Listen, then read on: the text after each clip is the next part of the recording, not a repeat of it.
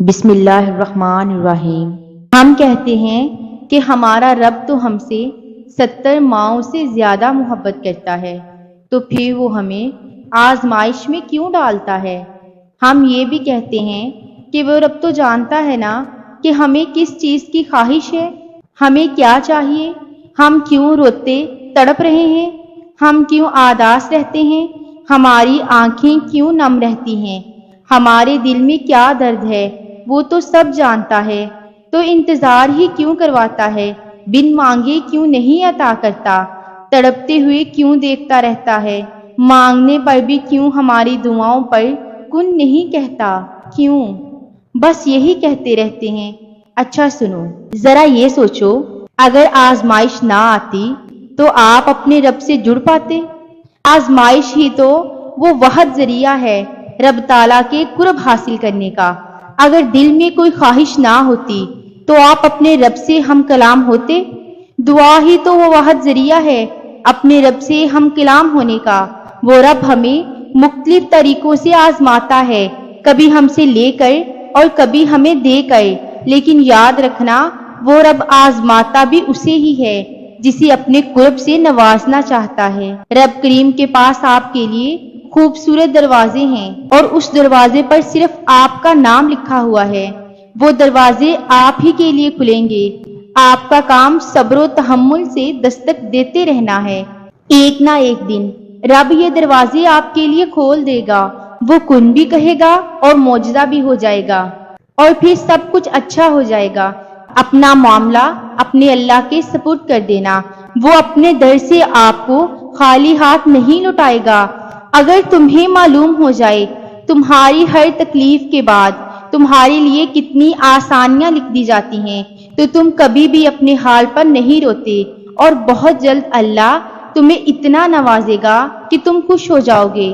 جب تم اللہ سے مانگنا نہیں چھوڑتے اور اسی تسلسل سے اللہ سے دعا مانگتے ہو اور اسی پر قائم رہتے ہو، تو یقین جانو یہ آپ کے صبر کی انتہا نہیں، ابتدا ہے۔ دیکھنا ایک وقت ایسا بھی آئے گا کہ تمہاری تمام دعائیں سن لی جائیں گی، اور تم تو بہتر مانگ رہے تھے نا، اللہ نے بہترین سے نواز دیا ہے۔ آپ کو لگے گا کہ یہی بہتر وقت تھا میری دعاؤں کی قبولیت کا۔ اللہ کی ذات تو اعلیٰ ہے، تم مان جاؤ وہ تمہاری مان جائے گا۔ جب ایک پرندے کی پیاس اس کی انتہا کو پہنچ جاتی ہے اور لاکھ کوشش کے باوجود اسے پانی کا ایک قطرہ بھی نہیں ملتا، وہ وہی ہے رب کائنات جو اپنے معجزوں کا آغاز کر دیتا ہے۔ یا تو وہ آسمان سے بارش برسا دیتا ہے یا زمین سے پانی کے چشمے پھوٹ پڑتے ہیں، اور اسی طرح وہ اپنے پکارنے والے کو سب دے دیتا ہے جس کو وہ مانگ رہا تھا۔ صبر سے کام لو، اللہ ہر مشکل آسان کر دیتا ہے۔ اگر تم یہ سوچ رہے ہو کہ میں اللہ پاک کو راضی کرنے کے لیے اتنی دعائیں کرتا ہوں، اللہ سے اتنا مانگتا ہوں، مگر پھر بھی میں یہ جان نہیں پا رہا کہ اللہ مجھ سے راضی ہے یا نہیں، تو سنو، تم جس رب کو راضی کرنا چاہتے ہو نا، وہ بادشاہوں کا بادشاہ ہے۔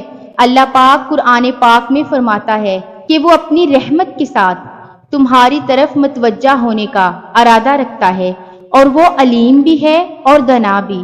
اور انسانوں میں سے کوئی ایسا بھی ہے جو رضائے الہی کی طلب میں اپنی جان کھپا دیتا ہے، اور ایسے بندوں پر اللہ بہت مہربان ہے۔ اگر تم اللہ کی رضا چاہتے ہو نا، تو تمہیں کچھ چیزوں کو سمجھنا پڑے گا۔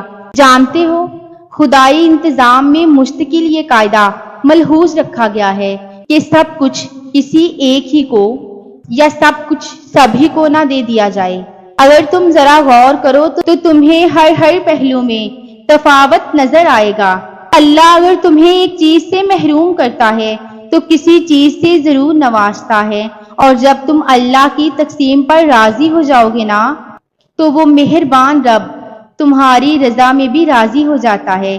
میں جانتی ہوں کہ تمہاری ہر وقت ایک یہی کوشش ہوتی ہے کہ تم کسی طرح لوگوں کو پسند آ جاؤ، لوگ تم سے راضی ہو جائیں، تم ان سے امیدیں لگاتے ہو، ان سے ہی فریاد کرتے ہو، لیکن یقین جانو اگر تم خود کو اللہ کا پسندیدہ بناؤ گے نا، تو اللہ تمہاری زندگی کو خود آسان اور خوشگوار بنائے گا۔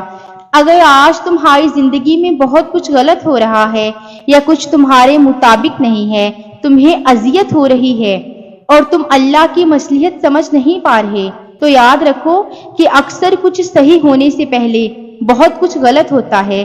ہاتھوں سے ایک ایک چیز پھسلتی ہوئی دکھائی دیتی ہے، لیکن اس کے بعد جو ہوتا ہے نا، وہ بہت بہترین ہوتا ہے۔ جانتے ہو، جب اللہ کسی انسان کو پسند کرتا ہے نا، اس سے راضی ہوتا ہے، تو اس کی محبت کا یہ عالم ہوتا ہے کہ اسے کسی مشکل میں ڈالتا ہے کہ وہ محبت سے گڑ گڑا کر مجھے پکارے۔ اللہ کو بندے کی یہ ادا بہت پسند ہے۔ غضب کے خوش نصیب ہیں وہ لوگ جنہیں اللہ بار بار سننا پسند کرتا ہے۔ اللہ سے محبت کوئی سستا سودا نہیں، کیونکہ اس کے انعام بڑے عظیم ہوتے ہیں۔ اور اگر تمہارے دل میں یہ خیال آ رہا ہے کہ اللہ آخر میری آزمائش کو کب ختم کرے گا اور وہ میری ہر تدبیر کے بعد بھی وہ میری سن کیوں نہیں رہا، وہ مجھ سے راضی کیسے ہوگا، تو سنو، یہ جو زندگی ہے نا، اسے گزارنے کے لیے خود سے ملاقات بھی بہت ضروری ہے۔ تم دنیا میں اتنے مصروف ہو جاتے ہو کہ تمہیں خود سے اور اللہ سے ملاقات کا موقع نہیں ملتا۔ یہ جو تمہارے دکھ اور غم ہے نا، یہ تمہیں خود سے اور اللہ سے ملاقات کروانے کے لیے آتے ہیں، ورنہ انسان زندگی میں اتنا مصروف ہے کہ وہ کبھی اپنی ذات کو بھی تلاش نہ کر سکے۔ اللہ پاک تمہاری بھلائی کے لیے کچھ ایسی تکلیفیں تمہیں دے دیتا ہے جو تمہاری روح کو نکھارنے کے لیے آتی ہیں، تمہیں سب کچھ عطا کرنے کے لیے آتی ہیں۔ اور اگر تمہارے مسائل حل نہیں ہو رہے اور کوئی کوشش برآمد نہیں آتی اور نہ کوئی دعا قبولیت لے کر آتی ہے، تو تم یہ ایک کام ضرور کرنا، اللہ تم سے ضرور راضی ہو جائے گا۔ تو سنو، جن لوگوں نے تمہیں زندگی میں دکھ دیے یا تمہارا کوئی بڑا نقصان کر دیا، تو تم ان کو اللہ کی خاطر دل سے معاف کر دو، کیونکہ حدیث میں آتا ہے کہ اللہ ان لوگوں سے راضی ہوتا ہے جو معافی کا جذبہ رکھتے ہیں، وہ اللہ کے نزدیک بڑے مرتبے کے مستحق ہو جاتے ہیں۔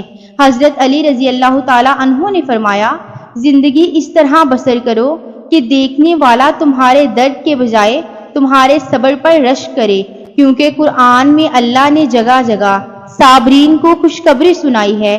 جانتے ہو، جب تم اللہ سے بڑھ کر کسی چیز کو عزیز رکھتے ہو تو نظر انداز کر دیے جاتے ہو، رون دیے جاتے ہو۔ یاد رکھو، کسی بھی چیز کی محبت اگر اللہ کی محبت سے بڑھے گی تو پاش پاش ہو جائے گی۔ اللہ پاک قرآن پاک میں فرماتا ہے، اے میرے بندے، تو نے میری ویسے قدر نہیں کی جیسی تجھے کرنی چاہیے تھی، تو نے مجھے وہ مقام نہیں دیا جو تمہیں دینا چاہیے تھا۔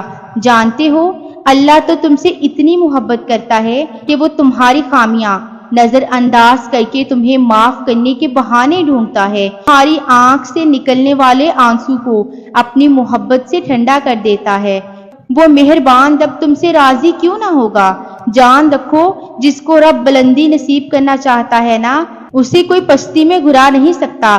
تم صرف اپنی زندگی میں موجود مثبت پہلو پر نظر رکھو، کیونکہ منفی سوچ، منفی خیالات سے تم اپنی قدر کھو دو گے۔ جب کبھی مایوسی تمہیں ڈپریس کرے، تم اللہ کی کتاب کھولو، وہ تمہارا دل کھول دے گا۔ یاد رکھو، قرآن ان کی راتوں میں امید کا چراغ ہے، اداسی کے موسم میں تسلی برا دلاسا۔ جب تم قرآن سے جڑ جاؤ گے نا، تو اللہ تم سے جڑ جائے گا اور تم سے راضی ہو کر تمہارے غموں کے سائبان کو رحمتوں کے حصار میں بدل دے گا۔ اللہ پاک فرماتا ہے، اور اگر وہ تیرے حق میں کسی بلائی کا ارادہ رکھتا ہے تو اس کے فضل اور اس کی قسمت کو پھیرنے والا بھی کوئی نہیں ہے۔ یاد رکھو، اللہ جب کسی انسان پر خیر نازل کرنا چاہتا ہے یا اسے اپنا پسندیدہ بنانا چاہتا ہے تو اس کے اندر نرمی پیدا کر دیتا ہے، یعنی نرمی کا تم پر غالب آ جانا اس بات کا واضح اشارہ ہے کہ اللہ تم سے راضی ہو چکا ہے۔ اور اگر تمہیں کوئی بڑی مشکل پیش آ جائے تو تم اپنے رب کی خاطر صبر سے کام لو۔